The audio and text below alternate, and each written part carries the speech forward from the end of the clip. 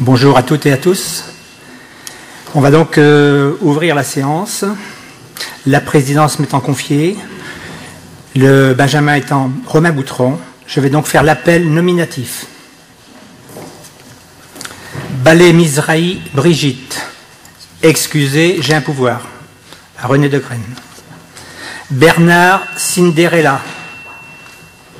Vous dites présent ou présente. Bichon Françoise. Bléjean Gérard. Blévin Brigitte. Boulanger Béatrice. Boutron Romain. Cadec Alain. Caro Eugène. Chevalier Michael. Cléré Marie-Christine. Couaille Christian. Quent André. Corson Laurence. Cotin Marie-Christine. Dogan Michel, présent. Dechaise Martin Jean-Yves. De Graine René. Dejouet Jean-Marc. Desbois Michel. Féjean Claudine. Gaulaine Françoise. Goré-Chapelle Isabelle. Gouronec Pierrick. Guéguin Alain. Guignard Sylvie. Guignard Thibault. Guillaume Céline. Guillou Claudine. Améon Monique. Kerlegotte Yannick. Kervaon Patrice. L'Anglais Nadège.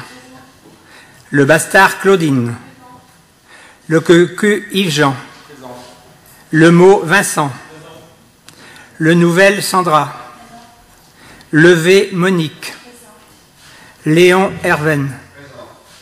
Martin Delphine. Méheux Véronique. Michel Marie-Madeleine. Michel Nicole. Morin Yannick. Nicolas Isabelle. Nicolas Monique. Aurin Grosvalet Christine. Provost Christian. Robert. Robert Fernand.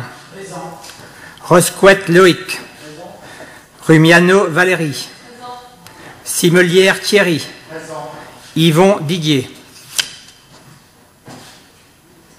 Yon Didier, autant pour moi. Yon Didier, autant pour moi.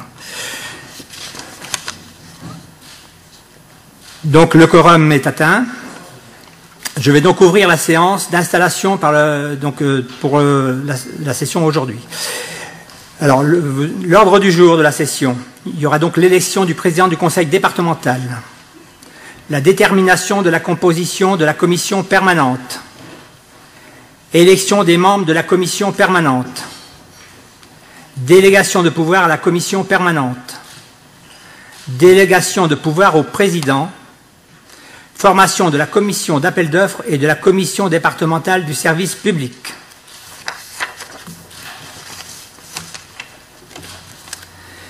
Mesdames, Messieurs, les conseillers départementaux des Côtes-d'Armor, Mesdames, Messieurs, nous sommes réunis en ce milieu d'après-midi pour un moment solennel de la démocratie départementale, c'est-à-dire installer la nouvelle assemblée départementale issue des élections départementales des 22 et 29 mars. Je devrais plus précisément parler de l'installation du nouveau conseil départemental des Côtes-d'Armor, puisque le conseil général des Côtes-d'Armor n'est plus aujourd'hui et s'en est allé avec ces élections. D'autres que moi, sans doute, commenteront dans quelques instants les résultats de ces élections. Pour ma part, je m'en garderai. Ce n'est pas mon rôle dans la fonction qui me revient pendant ces minutes, qui nous sépare de l'élection du président du conseil départemental. Néanmoins, vous me permettrez de remercier chaleureusement les électrices et les électeurs du canton de Lanvalet qui nous ont élus, dimanche dernier, moi et ma binôme Véronique Méheux, pour les représenter au conseil départemental. Je les remercie et nous le remercions pour cet honneur. Nous tâcherons de nous en montrer dignes et d'être à la hauteur de la confiance qu'ils nous ont accordée. Le privilège de l'âge, si je peux parler ainsi, me donne la responsabilité de présider cette assemblée en qualité de doyen d'âge. Je ne m'y attendais pas, il faut me croire. Toutefois, vous me permettrez de ne pas bouder mon plaisir en cet instant d'être assis à cette place pour quelques minutes encore.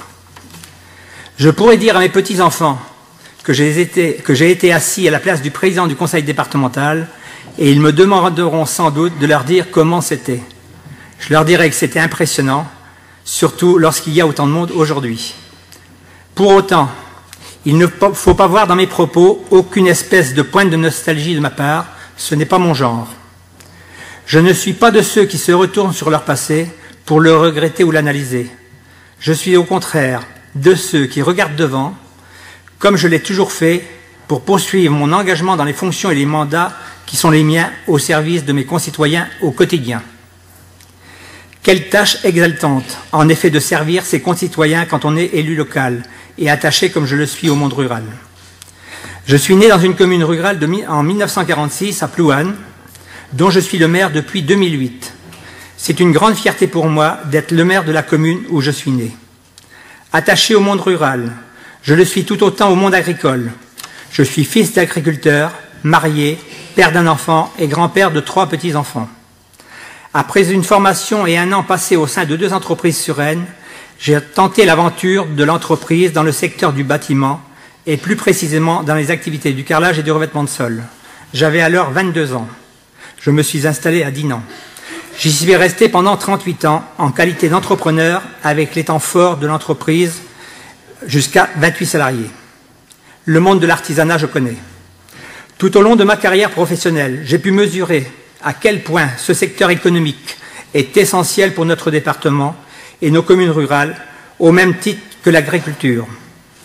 Je veux témoigner que le secteur de l'artisanat m'a permis d'effectuer de vraies rencontres de vie avec des hommes et des femmes de qualité dont je partage la valeur du travail bien fait et l'esprit d'entreprendre. Depuis et en parallèle, je me suis investi dans la vie publique. D'abord, pendant 2 mandats à Dinan, où j'ai eu la chance d'être adjoint délégué au sport et associations, puis de devenir maire de Plouane en 2008, comme je le disais à l'instant. Élu conseiller général en 2011 du canton d'Évran, j'ai siégé au sein de cet hémicycle pendant 4 ans en qualité de conseiller général. Je me retrouve aujourd'hui conseiller départemental.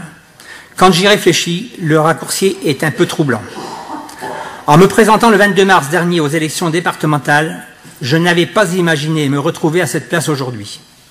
Je n'avais aucun plan de carrière dans ce domaine, rassurez-vous. Mais l'histoire et surtout le suffrage universel peuvent parfois bien faire les choses, on doit le reconnaître. Après ces quelques mots, le moment est venu, en ma qualité de doyen d'âge, de procéder à l'élection du président du conseil départemental en compagnie du Benjamin de notre Assemblée, Romain Boutron, à mes côtés, conseiller départemental du canton de Loudéac. Il me revient dans un premier temps de faire appel à candidature, après quoi je ferai procéder au vote par scrutin secret, puis à l'appel de son nom, chaque conseiller départemental viendra voter au pupitre et signera également. Nous procéderons ensuite au décompte des voix et je proclamerai les résultats avant de céder la place au nouveau président de notre Assemblée. J'appelle donc maintenant à candidature pour la présidence du conseil départemental des Côtes-d'Armor.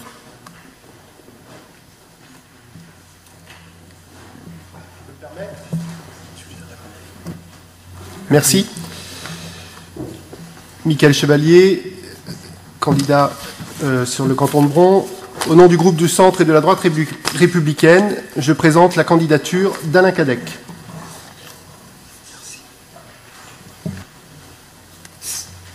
C'est enregistré. Oui. Le groupe socialiste et républicain présente la candidature de Vincent Lemot à la présidence du conseil départemental.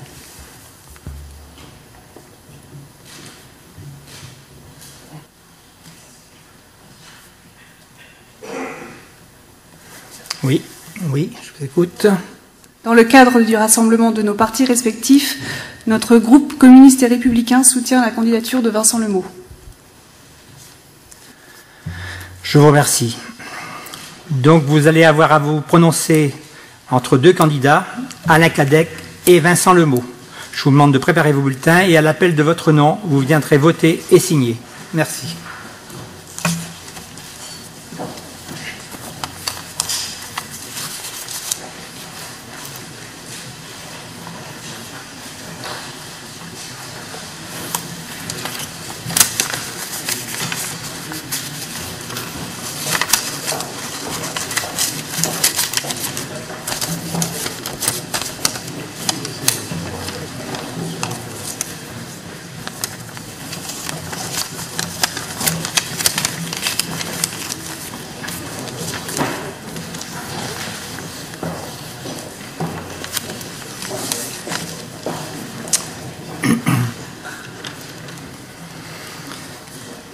Donc,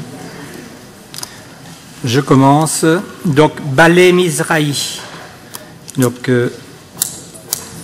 René de Graine, procuration.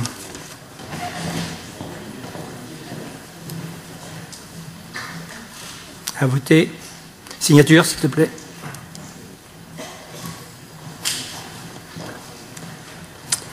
Bernard Cinderella. Bernard Cinderella. Bernard Cinderella.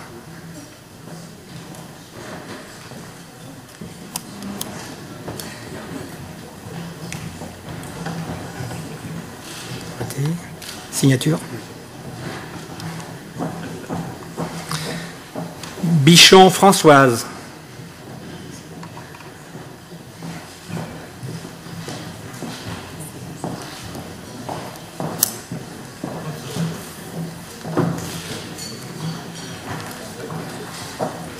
Bléjean Gérard.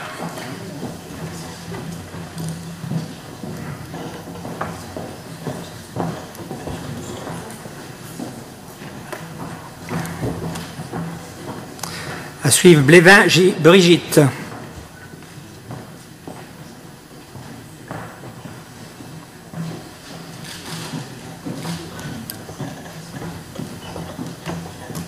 Boulanger Béatrice.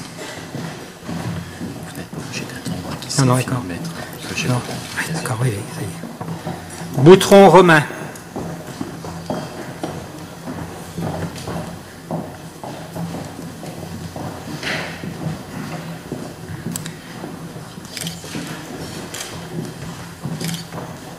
Cadet Calin.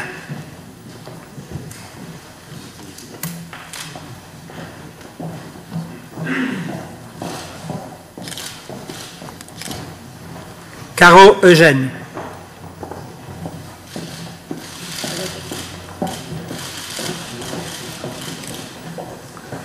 Chevalier Michael. Alors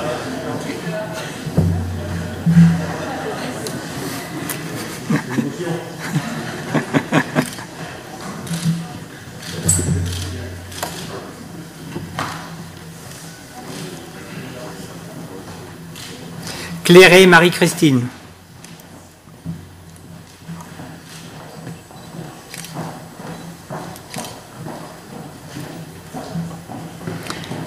Quay Christian.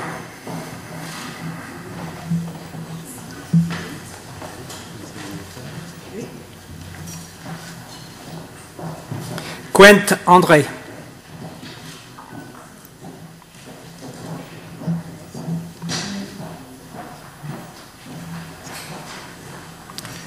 Corson Laurence.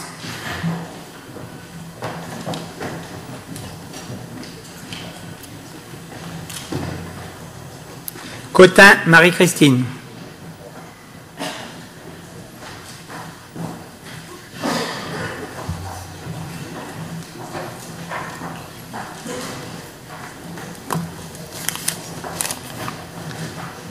Dogan Michel.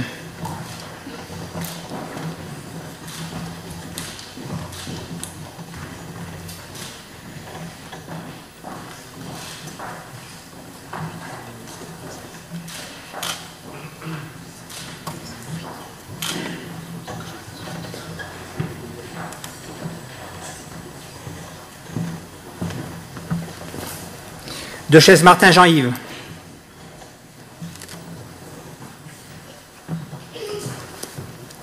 De Graine René.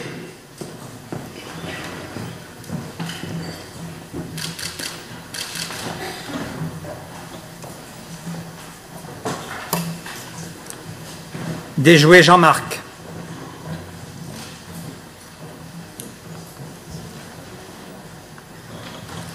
Desbois Michel.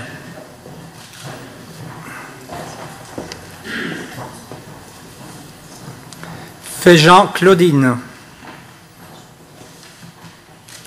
Attends, c'est qui, dans quel ordre là? Attendez. Michel Desbois d'abord.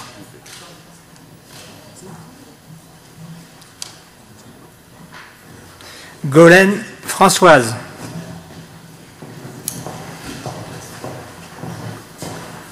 Gorée-Chapelle Isabelle.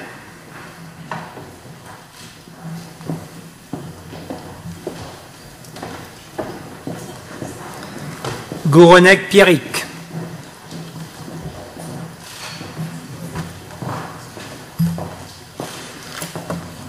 Guéguin Alain.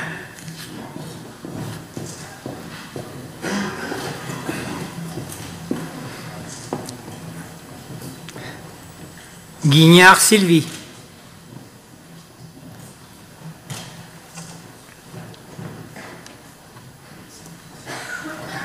Guignard Thibault.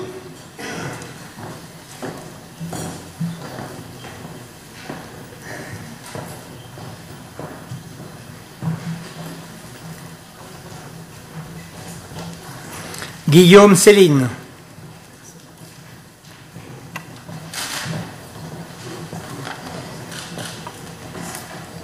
Guillou Claudine.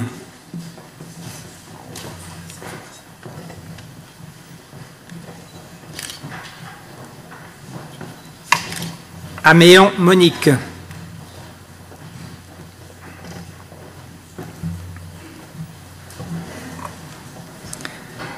Kerlegot Yannick.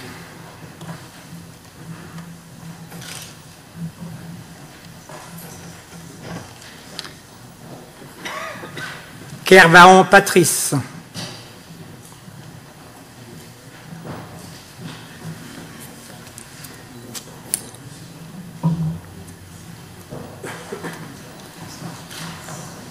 L'anglais Nadège.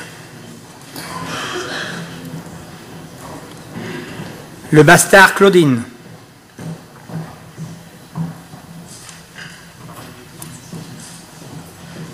Le cocu Jean-Yves.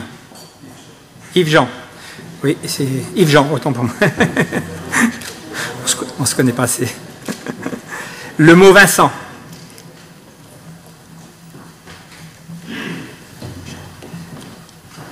Le nouvel Sandra.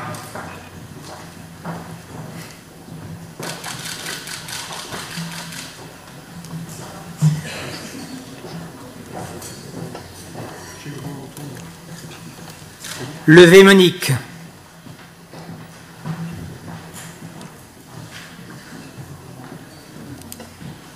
Léon Herven.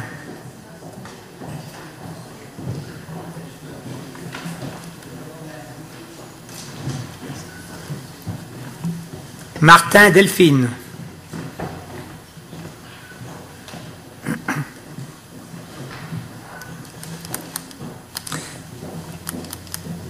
Méheux Véronique.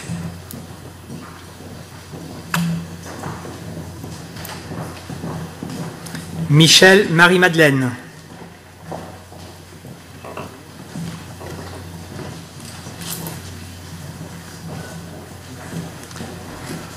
Michel Nicole.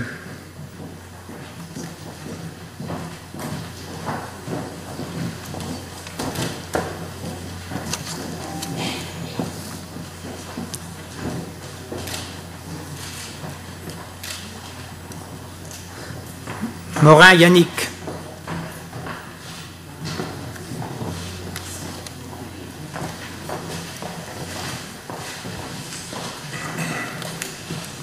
Nicolas Isabelle.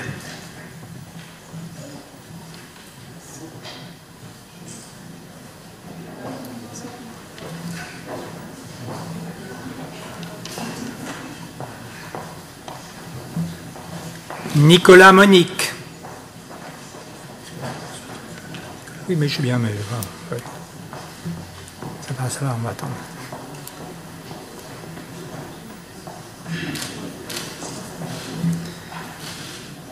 Aurin Grosvalet, Christine.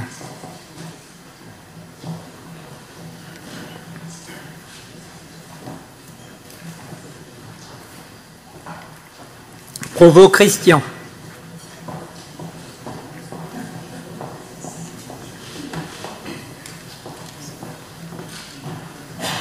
Robert.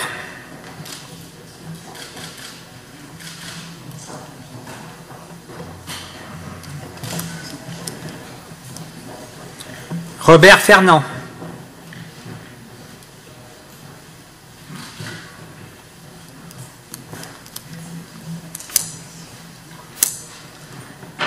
Rosquette Loïc.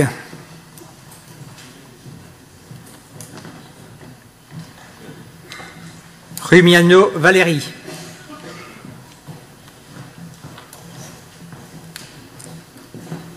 Simelière Thierry.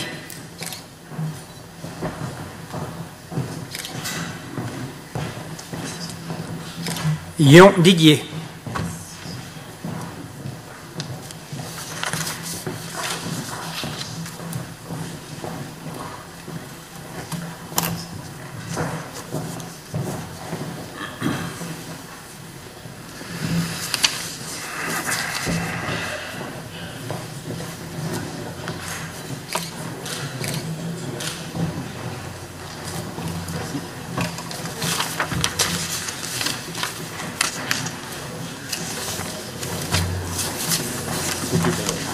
Oui. Alors, j'ai plus mon ordre du jour.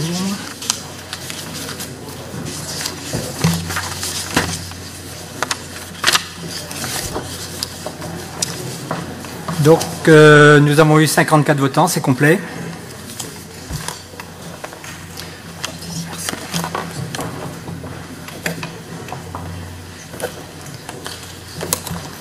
Il faut ouvrir. Donc, on va ouvrir l'urne. On va venir là, oui. Nous allons procéder au recomptage et au dépouillement des bulletins.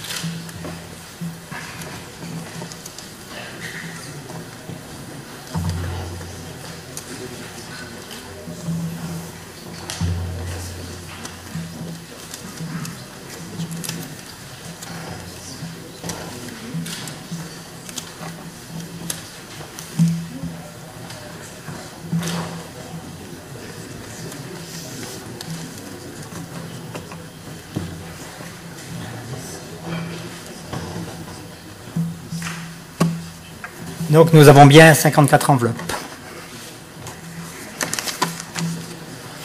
Donc tu les prends, tu me les donnes, tu ouvres, j'annonce.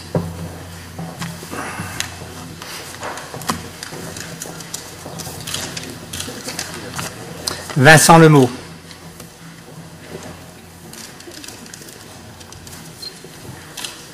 Vincent Lemot.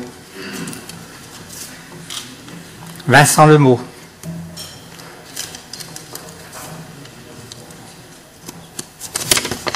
Alain Cadec. Vincent Lemot.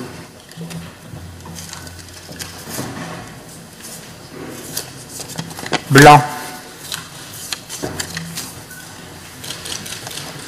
Alain Cadec. Cadec. Alain Cadec. Vincent Lemot. Vincent Lemot. Alain Cadec. Vincent Lemot.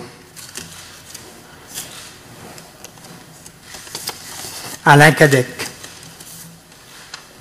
Vincent Lemot. Blanc.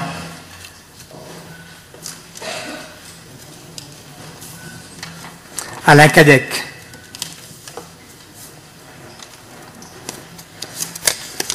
Vincent Lemot. Alain Cadec. Alain Cadec. Alain Cadec. Alain Cadec.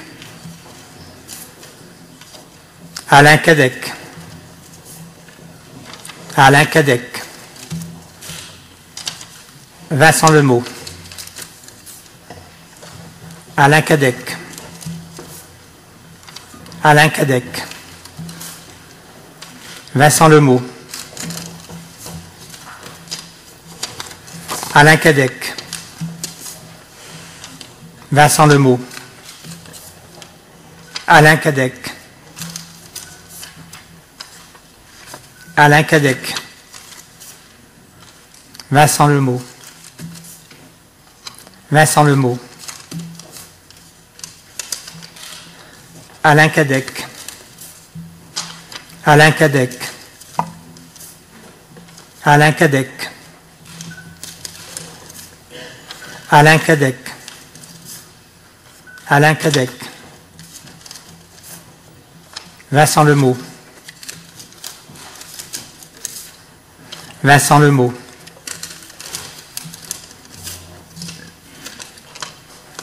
Alain Cadec. Vincent Lemot. Alain Cadec. Alain Cadec. Vincent Lemot. Alain Cadec. Cadec.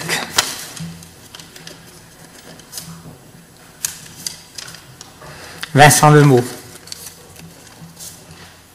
Alain Cadec. Alain Cadec.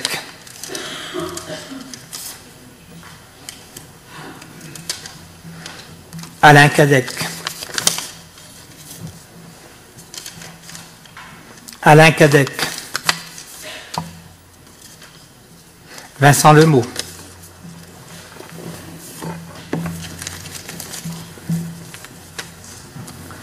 Donc deux blancs.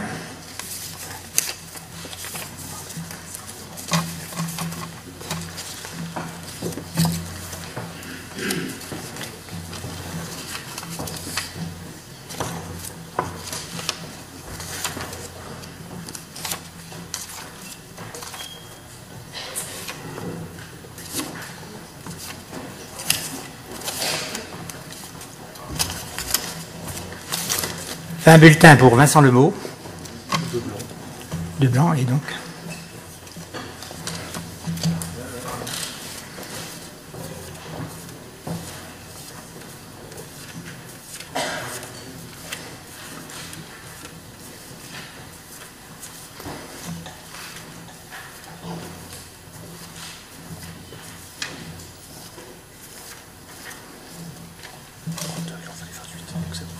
« 32 pour Alain Cadec.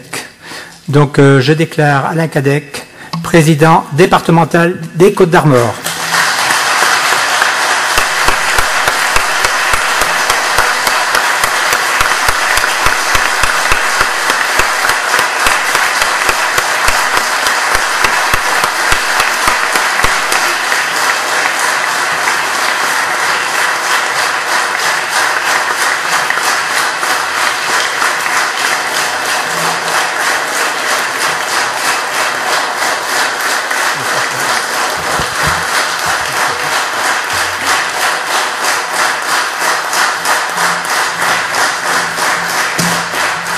Je lui cède donc la place. Merci d'abord. J'ai l'habitude de gagner des élections avec peu de voix d'avance. Là, ça a été un peu plus facile.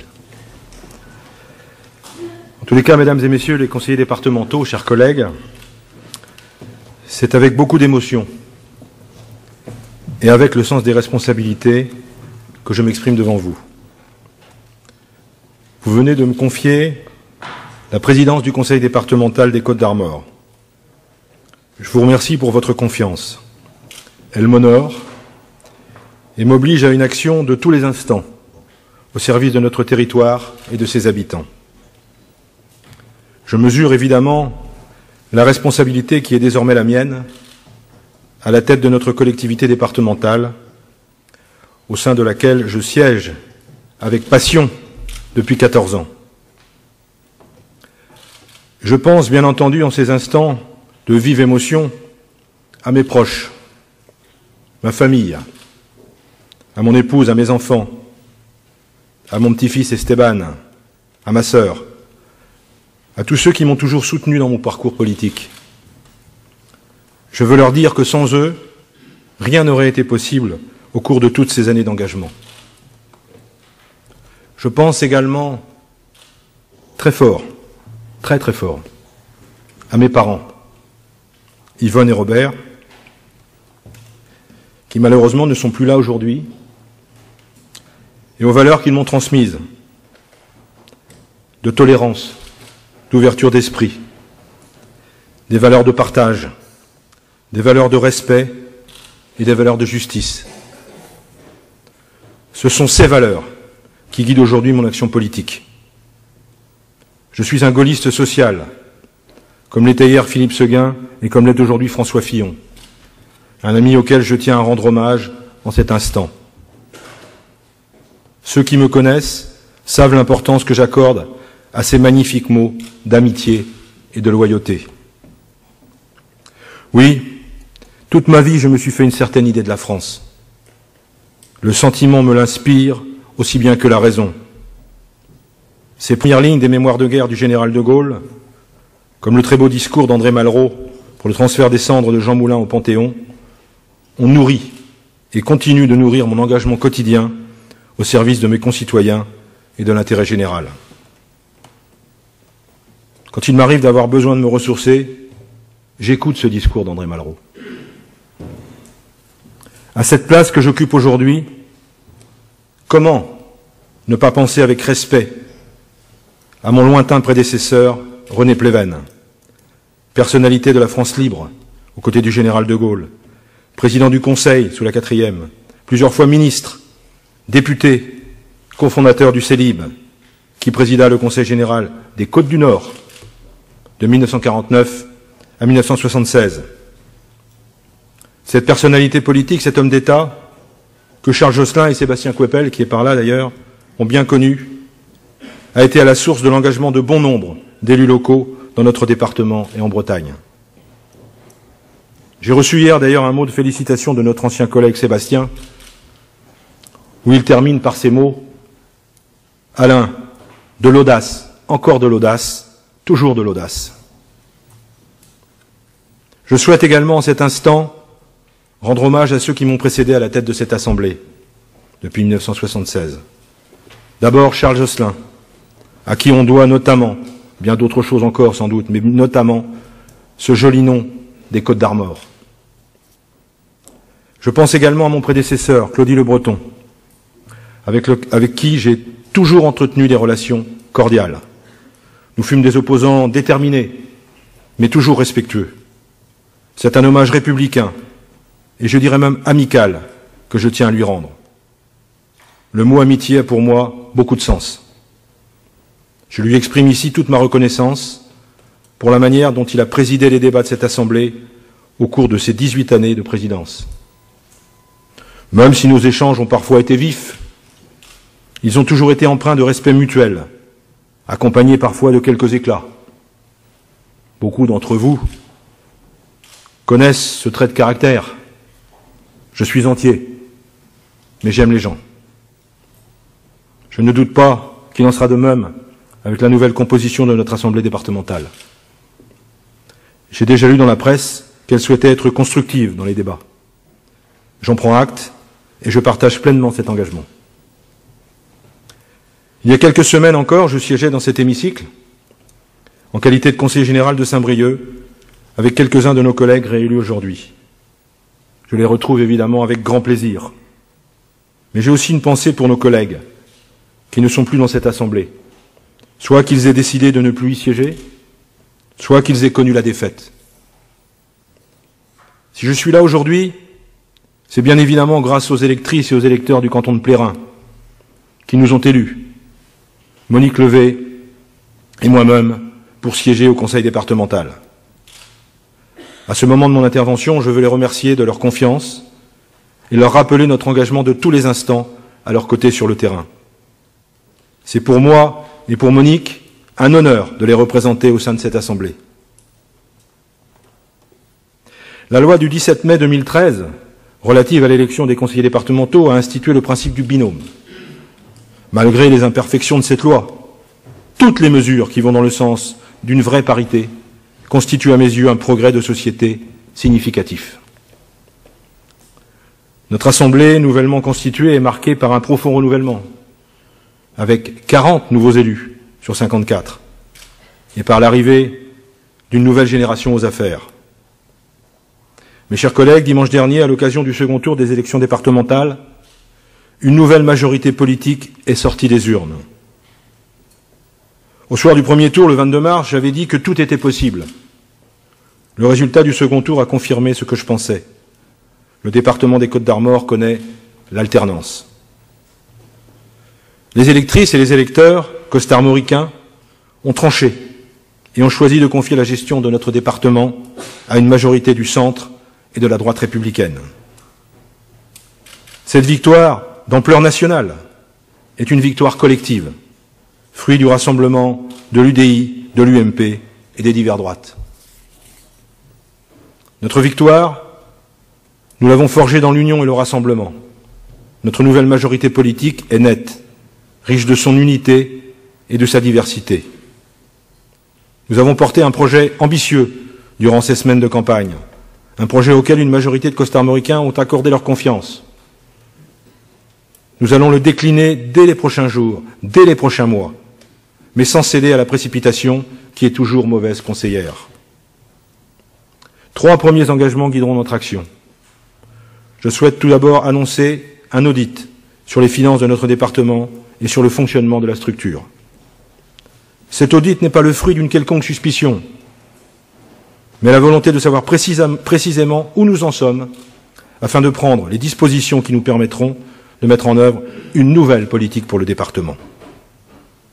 Ensuite, la baisse des dotations de l'État doit nous conduire à recentrer le périmètre d'intervention de notre collectivité, dans le souci d'une bonne et juste utilisation de l'argent public.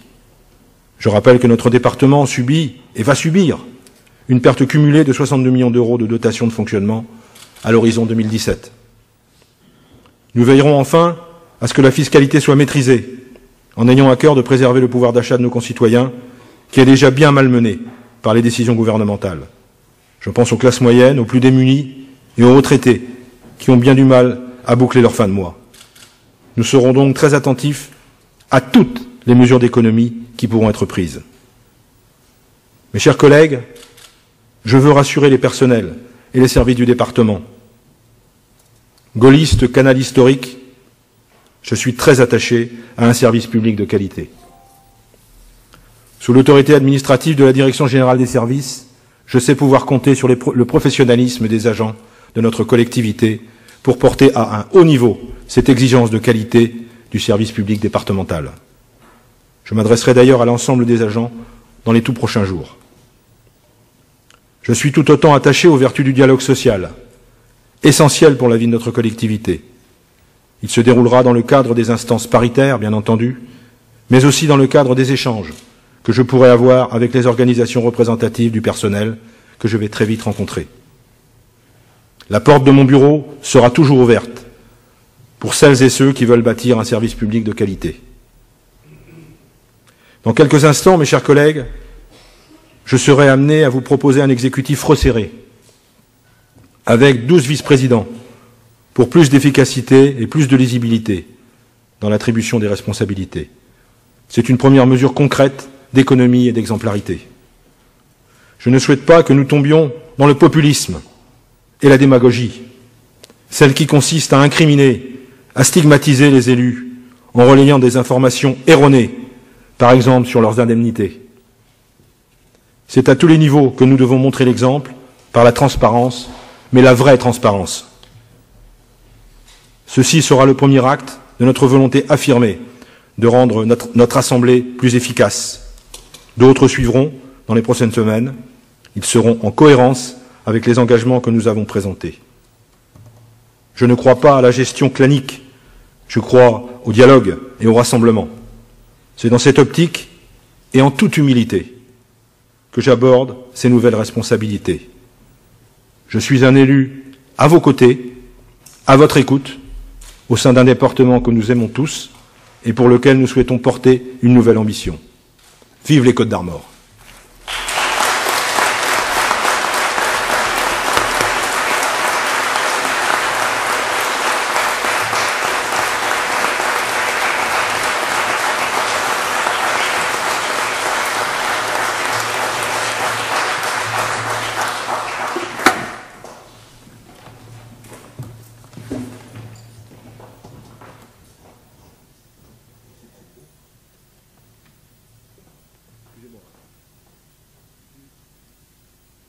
Voilà. Je vais maintenant, si vous voulez bien, donner la parole au groupe. Donc, j'invite notre collègue présidente du groupe communiste et républicain à intervenir. Je t'en prie. Vas-y. Hop. C'est bon. Merci, Monsieur le Président.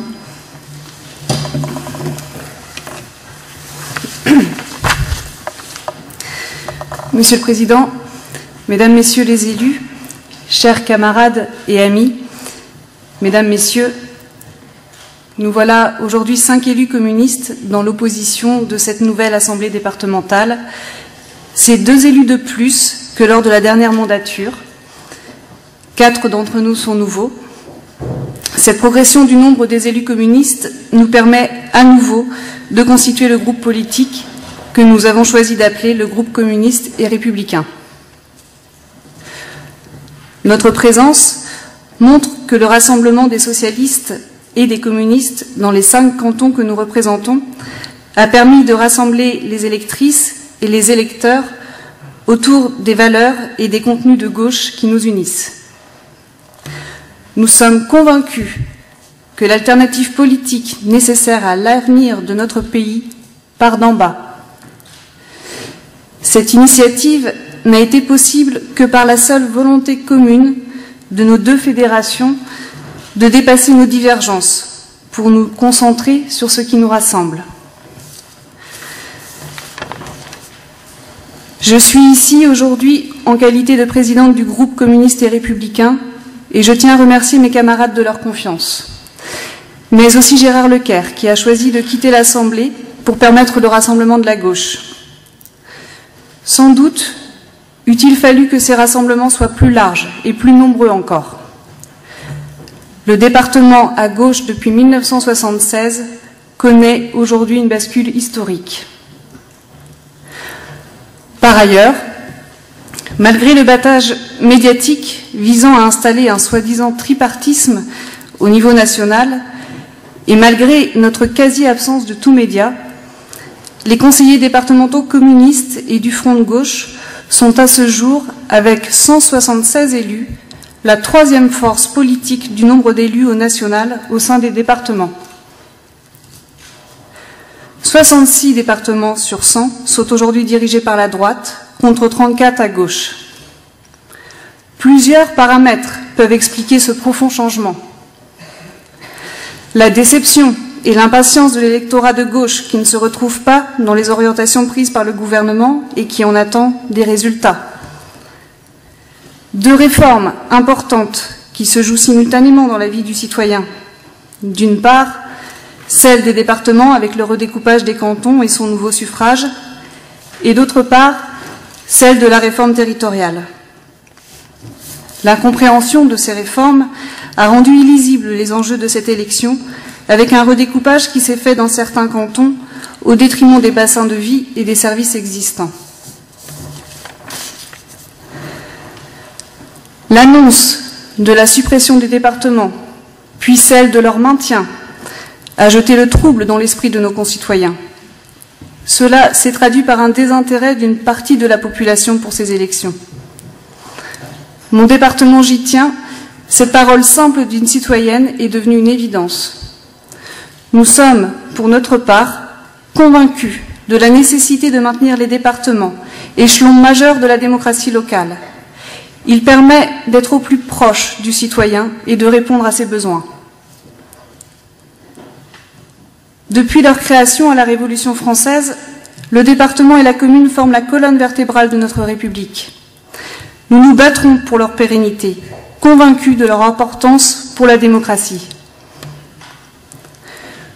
Conquis en 1976 par les forces de gauche, le département des Côtes-d'Armor a jusqu'à hier encore été conduit par des majorités successives d'élus de gauche dans leur diversité. Ces majorités se sont attachées, durant toutes ces années, à mener des politiques de solidarité, garantissant le service public de proximité, l'emploi, la culture, la jeunesse. Ces politiques, dites volontaristes, ne sont pas certes toutes des compétences obligatoires du département. Pour autant, il est important de le préciser, elles permettent aux costarmoricains de vivre plus dignement. Au cours de ce mandat, nous serons vigilants à défendre les intérêts de la population, des personnes les plus démunies, fragilisées par la crise, mais également des personnes âgées ou en situation de handicap. Nous défendrons le maintien des services publics de proximité, seul patrimoine de ceux qui n'ont rien. Nous veillerons au juste partage des richesses. Nous défendrons les solidarités, la culture, le sport, l'éducation, la jeunesse, cette jeunesse pour qui l'avenir est de plus en plus difficile. Difficultés d'emploi, difficultés de logement, difficultés de vie, difficultés pour se déplacer. Ce qui se traduit par un profond désarroi que l'on a pu ressentir dans le cadre de cette campagne. Nous veillerons donc à ce que ces actions soient maintenues à un haut niveau pour permettre l'épanouissement de toutes et tous tout au long de la vie. L'éducation, la laïcité ont fait partie de nos priorités dans les programmes que nous avons défendus dans nos cantons. Nous affirmons, au sein de cette nouvelle Assemblée, la nécessité de poursuivre les constructions et les rénovations déjà engagées dans les collèges du département, de maintenir des emplois associatifs qui créent des dynamiques culturelles et sportives, de préserver les associations et les MJC qui portent les valeurs du vivre ensemble, autour du respect mutuel et de la tolérance, fondement même de nos idéaux républicains. D'ores et déjà, nous attirons votre attention sur la nécessité de soutenir des projets innovants d'habitat pour les personnes âgées qui souhaiteraient bien vieillir dans leur commune de vie, mais aussi de porter un regard attentif aux situations des services d'aide à domicile qui se retrouvent en difficulté face à l'augmentation de la population vieillissante. Par ailleurs, dans le souci du développement durable, nous soutiendrons les démarches en faveur d'une agriculture écologique et rémunératrice pour les agriculteurs. Nous soutiendrons également toute action en faveur de la protection de l'environnement. Il nous paraît également indispensable de mettre en œuvre une politique en faveur de la promotion des langues de Bretagne, telle que la signature de la charte Yadar-Brezonnec. Élus de gauche, nous combattrons toutes les politiques d'austérité qui auraient pour effet de démanteler le service et l'emploi public, le bien commun, les solidarités territoriales. Il est nécessaire que le département reste un levier pour les communes, dans leurs projets d'investissement et de fonctionnement, pour un aménagement équilibré du territoire. Pour autant, nous saurons présenter une opposition constructive et combative, avec pour seul intérêt celui du service rendu à la population. Je vous remercie.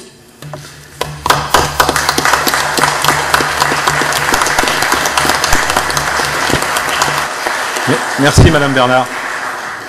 Je passe la parole maintenant à notre collègue Vincent Lemot, au nom du groupe socialiste et républicain. Monsieur le Président, chers collègues, les élections départementales sont terminées depuis dimanche dernier.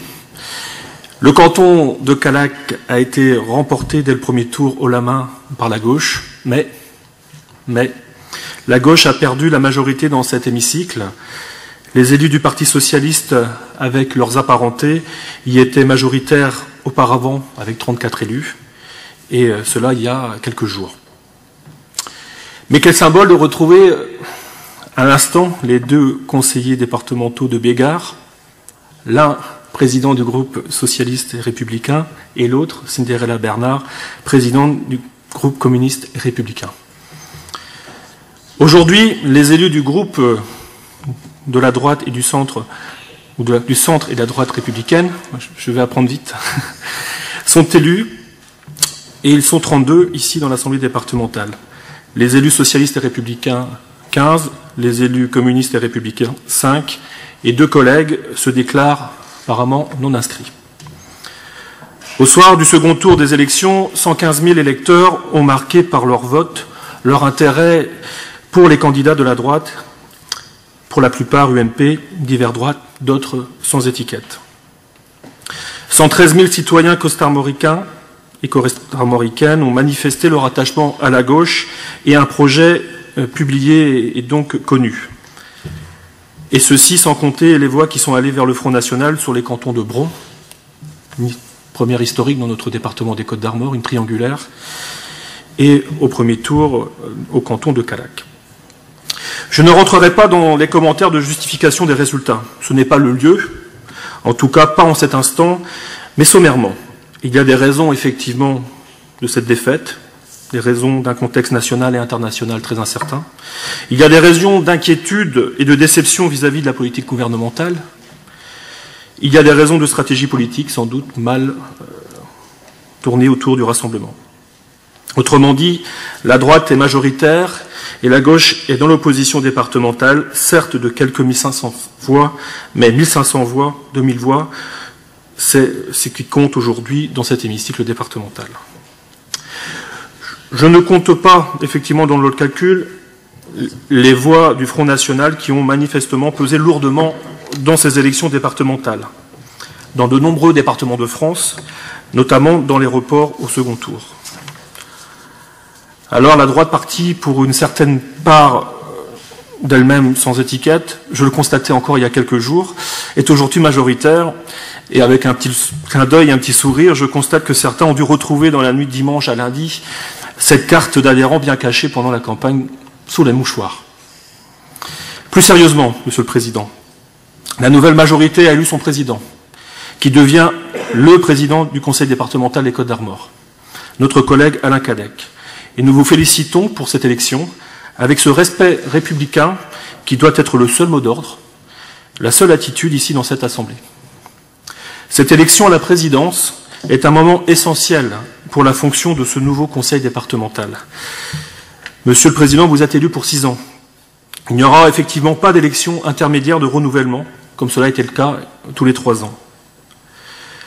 Nous connaissons vos qualités d'élu, élu républicain et d'écoute des autres. Nous veillerons à ce que vous les conserviez.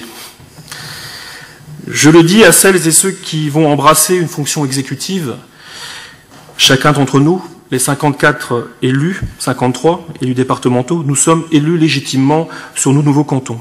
Et je tiens à féliciter, nous tenons à féliciter l'ensemble des élus, ici, dans cette Assemblée. Alors nous devrons nous investir, quelles que soient nos responsabilités et nos engagements respectifs, pleinement dans notre nouvelle mission pour l'intérêt départemental. Et quoi que puissent dire les commentaires, certains commentaires bien avisés, ce sont des missions bien cadrées et qui le seront prochainement par la loi NOTRe relative à la nouvelle organisation des territoires de la République. Nous ne sommes pas ici des élus hors sol. Être conseiller ou conseillère départementale, ce n'est pas un titre, c'est une fonction à part entière. Ce n'est pas être un notable de la vie politique, encore moins de la vie publique. Être conseiller départemental, être conseillère départementale, c'est s'occuper des gens dans leurs problèmes de tous les jours. L'action sociale envers les plus jeunes, à peine nés, le conseil départemental est déjà là. Jusqu'aux plus anciens, en perte d'autonomie, le conseil départemental est aussi là. Ce sont de nombreuses compétences obligatoires pour gérer des problèmes de nos concitoyens qui, un temps soit peu, ou parfois longtemps, connaissent une ou des difficultés.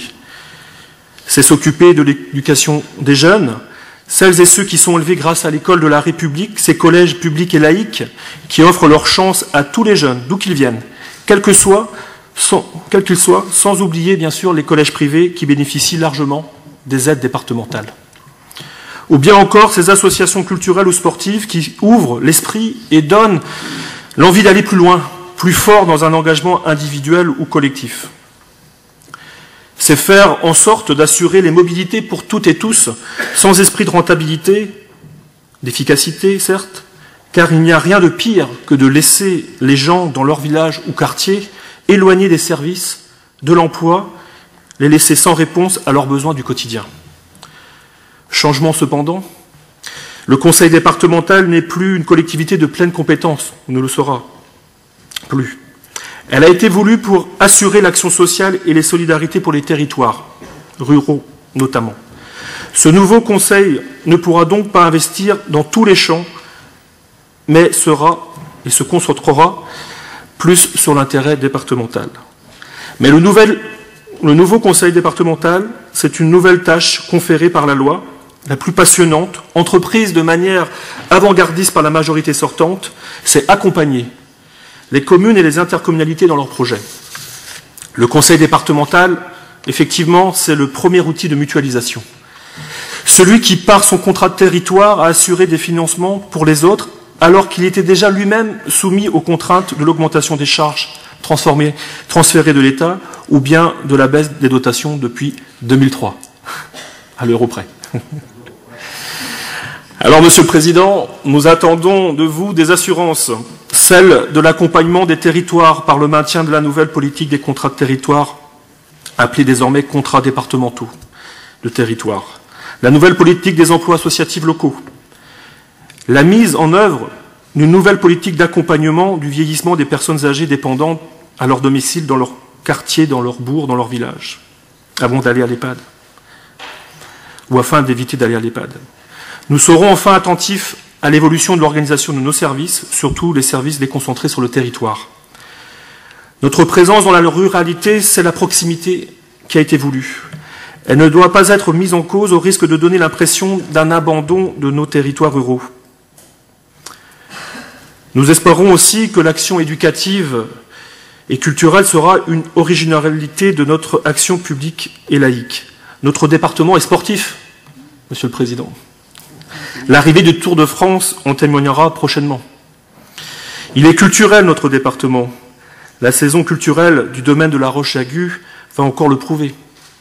Et enfin, éducatif, notre département va construire de nouveaux équipements, collèges et les archives départementales, ce qui prouve notre regard, que nous sommes attachés à ce regard sur l'histoire et que nous préparons l'avenir.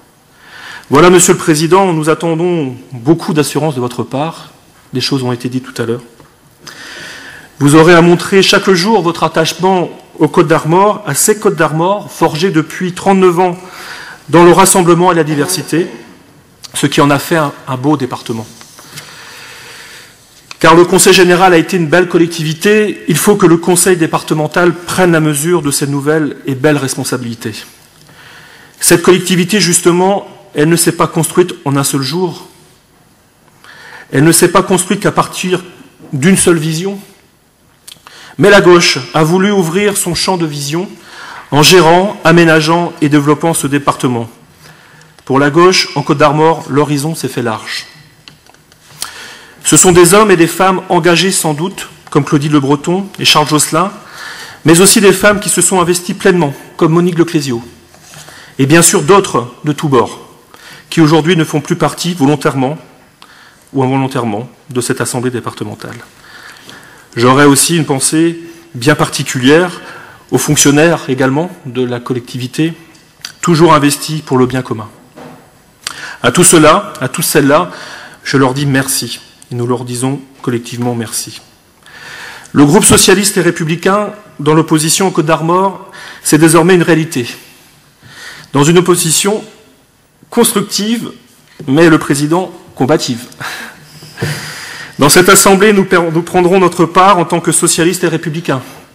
Nous œuvrerons pour faire entendre la voix des 113 000 costarmoricains avec la voix des camarades communistes qui ont soutenu le projet politique de la gauche. Notre département a encore plus besoin de solidarité et nous devons être encore plus sensibles à ces territoires et à ces populations. En tout cas, les élus du groupe socialiste et républicain s'engagent, Monsieur le Président, pour des Côtes d'Armor solides et solidaires. Je vous remercie. Merci Vincent.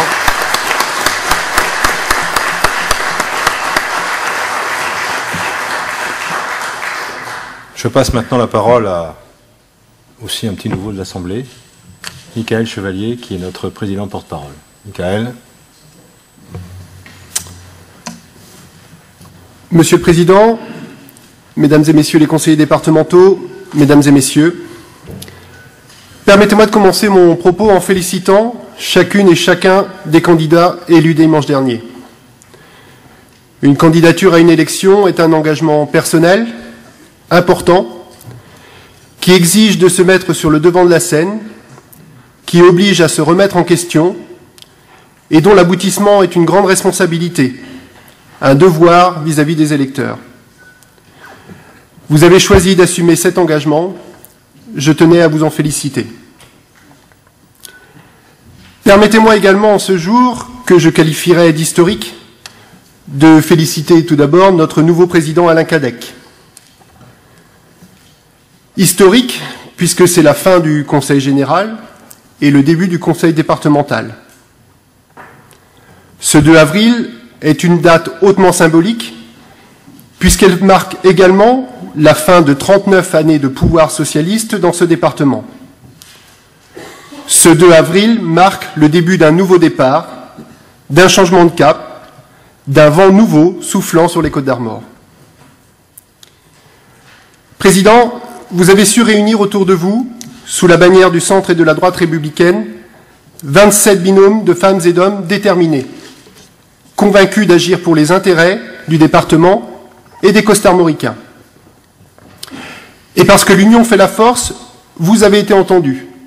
Nous avons été entendus. Et ce ne sont pas moins de 16 binômes, soit 32 conseillers départementaux qui ont été élus dimanche dernier et qui forment aujourd'hui la nouvelle majorité départementale.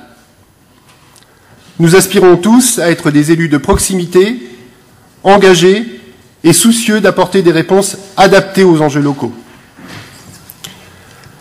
A contrario, la majorité sortante est partie divisée, voire même fragmentée, puisque seulement 5 binômes sur 27 affichaient l'union. Ce qui me permet de dire que le slogan « solide et solidaire » n'avait pas vraiment de sens. Il faut dire que la succession des événements de ces derniers mois au niveau national ne vous a pas été des plus favorables. En termes de lisibilité, on ne pouvait pas faire pire. Une cacophonie ubuesque sur le devenir des départements, sur leur représentation, sur leur mission, avec des ordres et des contre-ordres, maintien, suppression, à terme ou définitive, département à la carte, pratiquement mise à nu, et au final, l'accouchement dans la douleur d'une souris qui a d'ailleurs du mal à sortir de la montagne, puisque ce n'est toujours pas tranché. Comment voulez-vous que les électeurs et les électrices s'y retrouvent? Dans le même ordre, évoquons le redécoupage des cantons, dessiné de la main gauche sur un coin de table, sans aucune concertation locale, avec l'espoir non dissimulé de renforcer les bastions de la gauche. Erreur. Les électrices et les électeurs ne s'y sont pas trompés. Je ne vous parle pas non plus du changement de mode de scrutin, dont les objectifs premiers étaient la parité et la réduction du nombre d'élus. Gagner pour le premier objectif, pour le deuxième, nous ne faisons pas les mêmes mathématiques. Du coup, 54 élus au lieu de 52. Mais surtout, 2 élus sur chaque nouveau canton ayant les mêmes prérogatives, désignés pour faire les mêmes actions. Du jamais vu. Et malgré tout cela, comme si cela ne suffisait pas, vous faites venir durant la campagne M. Valls, Premier ministre, pour qu'il nous explique, à nous, Costarmoricains, que le grand méchant loup des campagnes du monde rural, c'est désormais le Front National. Un discours largement relayé par les médias locaux, comme nationaux, et qui a fait gonfler les chiffres du premier tour. Mais un discours auquel les électeurs ne se sont pas laissés prendre, puisque, et mon canton en témoigne, au deuxième tour, ils reculaient nettement, malgré 2 figures censées être emblématiques de ce département. Non, vraiment, vous n'avez pas été aidés, et le résultat de dimanche dernier parle de lui-même. Les Costarmoricains ne vous ont pas suivis. Lassés, ils ont perdu confiance en la gauche providentielle. Effet d'usure, clairvoyance, en tout cas, ils ont confirmé pour la 3e fois la sanction d'une politique nationale qui produit peu de résultats depuis 2012 et qui nécessite de rebattre les cartes au niveau local. Ils ont choisi l'union du centre et de la droite républicaine. Ils ont choisi de nous faire confiance. La nouvelle majorité est donc en place. Elle aura à cœur de construire un nouveau projet pour les Côtes-d'Armor, avec des préalables et des fondamentaux affichés, défendus pendant la campagne, et donc validé lors du second tour de cette élection départementale. Premièrement, nous proposons de recentrer le périmètre d'intervention du département. Cela concernera l'action sociale, les collèges, les routes départementales, l'aménagement du territoire, sans négliger aucun territoire, mais aussi le patrimoine, la culture, le sport, qui ne sont pas, bien sûr, l'apanage de la gauche. Les investissements et le portage des associations sur mon territoire communautaire en sont l'exemple type. Deuxièmement, nous proposons de gérer l'argent public avec rigueur pour faire face à l'effet ciseau qui va s'aggraver dans les mois qui viennent. Des dépenses qui augmentent en raison d'un contexte social dégradé et des recettes qui diminuent à cause de la baisse des dotations de l'État et des recettes fiscales amoindries. Tout cela dans un contexte économique national et local très défavorable. Bref, il va falloir casser cette spirale pour redonner des marges de manœuvre financières au département. Ne pas faire supporter aux collectivités locales la responsabilité d'une dette nationale. Ce sera le rôle de la nouvelle Assemblée des départements de France. Quant à nous, il va falloir gérer autrement, sans pour autant négliger la vie quotidienne de nos concitoyens, sans négliger les solidarités, compétences essentielles du département, en direction de celles et ceux qui en ont le plus besoin. Mais aussi et surtout en favorisant l'investissement dans nos territoires, pour redonner du souffle à nos entreprises locales, pour redynamiser l'économie costarmoricaine. Aujourd'hui, c'est un exécutif renouvelé, déterminé, qui va prendre devant vous l'engagement d'assumer la tâche de redresser les comptes du département. Cela ne sera pas simple, nous le savons. Et l'opposition aura deux choix de posture. Soit elle affiche une opposition de principe, démagogique, en estimant que le débat politique se résume à un clivage gauche-droite, en considérant que notre apparente inexpérience va lui conférer le droit de nous brocarder sur les méthodes nouvelles qui pourraient être mises en place. Je lui rappelle simplement que malgré le jeune âge de certains membres de cette majorité, la plupart d'entre nous ont déjà plusieurs années de mandats électifs locaux derrière eux. La valeur n'attend pas le nombre des années.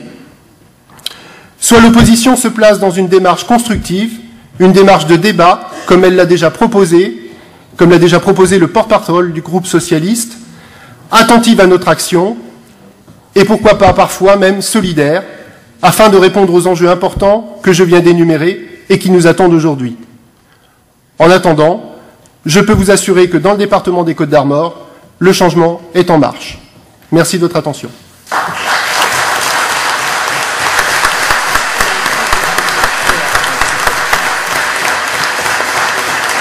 Merci. Merci. Merci, cher Michael. Maintenant que les groupes se sont exprimés, nous allons pouvoir poursuivre l'ordre du jour traditionnel et passer donc à la détermination de la composition de la commission permanente. La délibération est simple.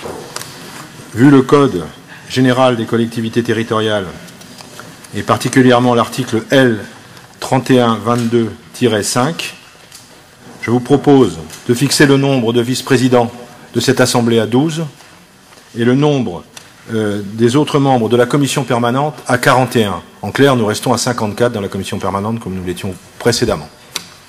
Donc, je vous demande à main levée si vous êtes d'accord sur cette proposition. Qui est pour? Pardonnez-moi. Qui s'abstient? Qui est contre? Donc cette délibération est adoptée à l'unanimité. Je vous en remercie. Alors...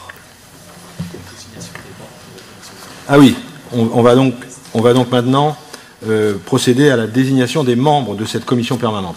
Je ne vais pas vous lire la liste, puisque je vous ai dit que la liste, c'était 54 membres, c'est-à-dire tous les membres de notre Assemblée font partie de la commission permanente. Donc je vous demande également de voter cette délibération.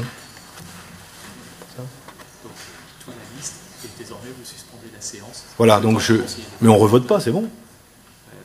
Elle ne sera votée qu'à la fin de la suspension de séance. Donc il y a une suspension de séance d'1 heure, c'est comme ça, c'est la loi, donc il y a une suspension de séance d'1 heure, et après je vous lirai la liste des vice-présidents que je vous propose. Donc suspension d'une heure, mes chers collègues. 17h12. Donc on reprend précisément à 17h12.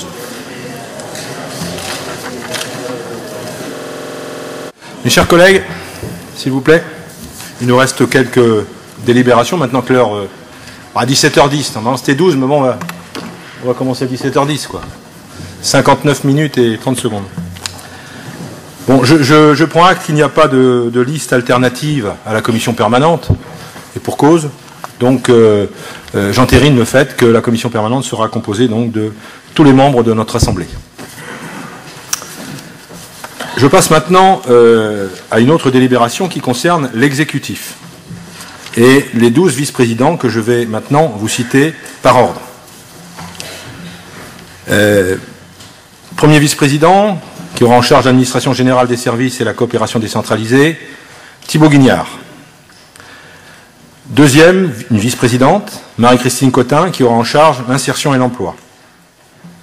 Troisième, Jean-Yves de Chaise-Martin, qui aura en charge les infrastructures, l'équipement du territoire, de la mer et du littoral. Quatrième, Sylvie Guignard, accompagnement des personnes âgées. Cinquième, Romain Boutron, finances et budget. Sixième, Valérie Rumiano, enfance-famille. Septième, Gérard Bléjean, jeunesse et sport. Huitième, Brigitte Balem-Israï, éducation. Neuvième, Thierry Simelière, culture et patrimoine. Dixième, Véronique Méheux, environnement et mobilité. Onzième, Hervène Léon, économie et agriculture. Et enfin, 12e, Marie-Madeleine Michel, accompagnement du handicap. Mes chers collègues, je mets à votre vote cette liste. Qui est contre? Qui s'abstient? L'opposition? Qui est pour? La majorité. Je vous remercie. Cette liste est adoptée en l'état. Merci à tous. Alors, nous allons passer au point suivant.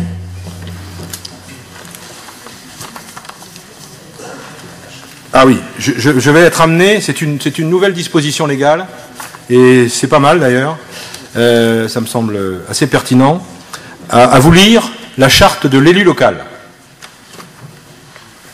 Elle est en 7 points. Premier point. L'élu local exerce ses fonctions avec impartialité, diligence, dignité, probité et intégrité. Article 2. Dans l'exercice de son mandat, l'élu local poursuit le seul intérêt général, à l'exclusion de tout intérêt qui lui soit personnel, directement ou indirectement, ou de tout autre intérêt particulier. Article 3. L'élu local veille à prévenir ou à faire cesser immédiatement tout conflit d'intérêts. Lorsque ses intérêts personnels sont en cause dans les affaires soumises à l'organe délibérant dont il est membre, l'élu local s'engage à les faire connaître avant le débat et le vote. Article 4. L'élu local s'engage à ne pas utiliser les ressources et les moyens mis à sa disposition pour l'exercice de son mandat ou de ses fonctions à d'autres fins. Article 5. Dans l'exercice de ses fonctions, l'élu local s'abstient de prendre des mesures lui accordant un avantage personnel ou professionnel futur après la cessation de son mandat et de ses fonctions. Article 6.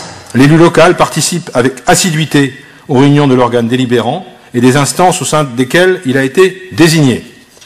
Article 7. Issu du suffrage universel, l'élu local est et reste responsable de ses actes pour la durée de son mandat devant l'ensemble des citoyens de la collectivité territoriale, à qui il rend compte des actes et décisions pris dans le cadre de ses fonctions.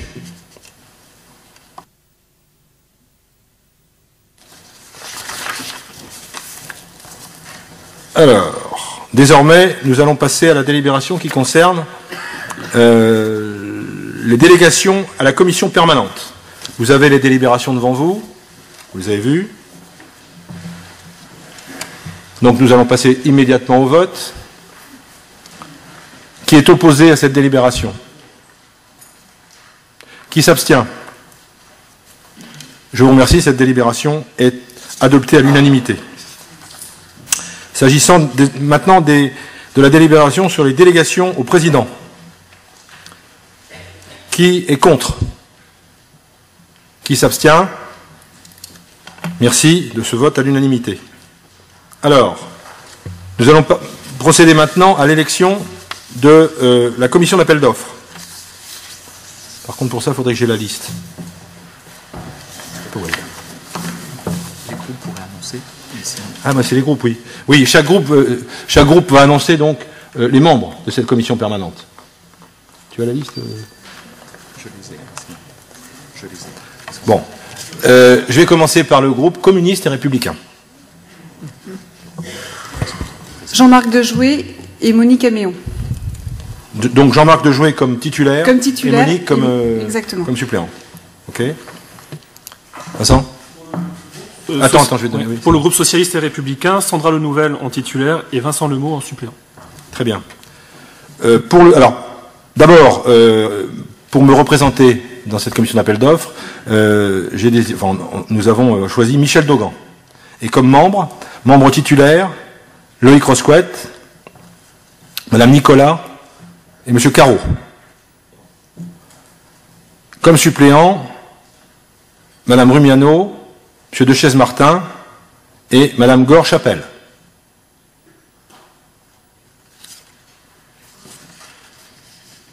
Est-ce que quelqu'un s'oppose à cette délibération? Est-ce que quelqu'un s'abstient? Donc, elle est votée à l'unanimité, je vous en remercie. Nous allons maintenant procéder à la commission des services publics. Il se trouve, pour des raisons d'organisation, qu'en général, c'est l'usage, ce sont les mêmes membres qui assument les deux responsabilités, parce que souvent, les réunions ont lieu l'une après l'autre. Donc, on ne va pas vous relire les noms, ce sont les mêmes noms. Donc, qui s'oppose à cette proposition? Qui s'abstient? Je vous remercie, c'est adopté à l'unanimité. Écoutez, mes chers amis, mes chers collègues, d'abord, à mon tour de vous remercier, et puis de vous dire que désormais nous sommes devant une lourde tâche, comme tous les 6 ans dans les départements. Il va falloir travailler ensemble. Il y aura sans doute des débats dans cette assemblée, c'est normal, heureusement d'ailleurs, c'est la démocratie. Mais je ne doute pas que nous parviendrons à bien travailler ensemble et à bien travailler pour le bien des costarmoricains. Donc, encore une fois, je vous remercie pour tous les mots que vous avez eus à mon égard tout à l'heure. Je dois vous préciser que j'ai reçu immédiatement, il suivait sur Internet d'ailleurs, un très gentil SMS de notre précédent président, Claudie Le Breton, qui m'a beaucoup touché. Donc, désormais, cette session d'installation est close. Je vous invite à nous revoir, à nous retrouver le 4 mai prochain, pour la prochaine session, où nous aurons à organiser les délégations. D'ici là, nous allons échanger entre nous pour les délégations, parce qu'il y en a quand même pas mal. Merci mes chers collègues. Je vous souhaite à tous une excellente soirée.